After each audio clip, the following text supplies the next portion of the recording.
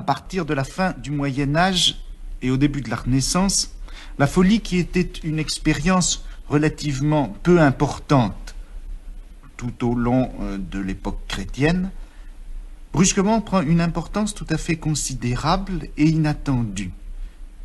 Il m'a semblé en quelque sorte que l'expérience de la mort, qui, dans les dernières années du gothique, avait été si importante, disparaît pour être remplacée par une expérience de la folie du monde, de la déraison des hommes et des choses, et à la menace de la mort qui pèse sur les individus se substitue la menace d'une sorte de grand délire qui risquerait de menacer le monde. Et il me semble que toute la Renaissance a été plus ou moins dominée, ou en tout cas comme menacée, par ce grand mythe, ce grand thème de la folie et de la déraison qui menace les hommes et les choses. De cette menace, on a évidemment toute une série de témoignages, soit des témoignages qui sont picturaux, c'est la Nef des Fous que l'on retrouve si souvent dans la peinture de la Renaissance. Ce sont des témoignages littéraires aussi. Il y a des poèmes, le poème de Brandt par exemple, qui a été consacré également à la Nef des Fous, à Stultifera Navis. Et puis il y a aussi des textes philosophiques qui représentent comme la défense contre cette peur de la folie. Le texte d'Érasme, l'éloge de la folie, n'est pas tellement un éloge véritablement de la folie. Il s'agit simplement, au fond, je crois, pour Érasme, de montrer que la folie, ce n'est pas quelque chose de si important et qui menace le monde jusque dans ses fondements. Il s'agit simplement pour lui de montrer que la folie, ce n'est pas autre chose que le cortège. Et comme la danse un petit peu fantaisiste et pas tellement sérieuse des défauts et des folies mineures des hommes. Au XVIe siècle, vous aviez, si vous voulez, des châtiments qui étaient spécifiés. Vous aviez des formes de châtiment pour des gens que l'on considérait comme hérétiques et que nous aurions peut-être considéré, que nous considérerions maintenant comme des malades mentaux. Enfin, peu importe. Ils avaient une forme de châtiment pour eux.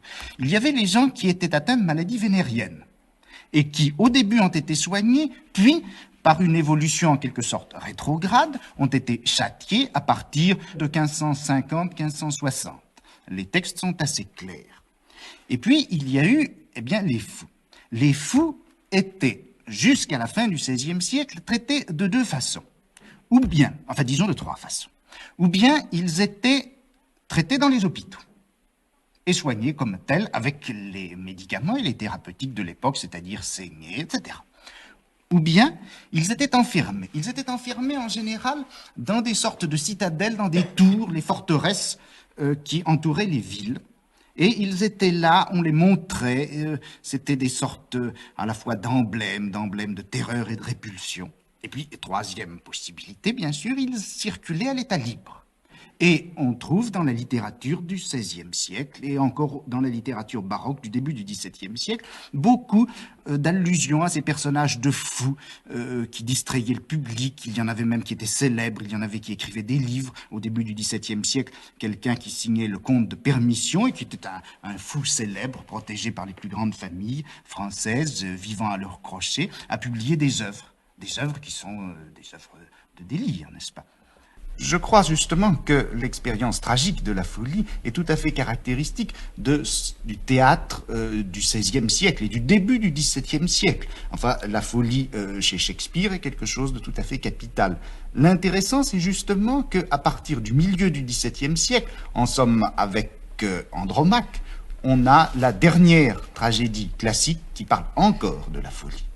Et à partir de 1650, on peut dire, je crois, que la folie et la raison sont séparées dans les choses, sont séparées dans les hommes. Les hommes qui sont fous n'ont plus le droit de faire partie de la société.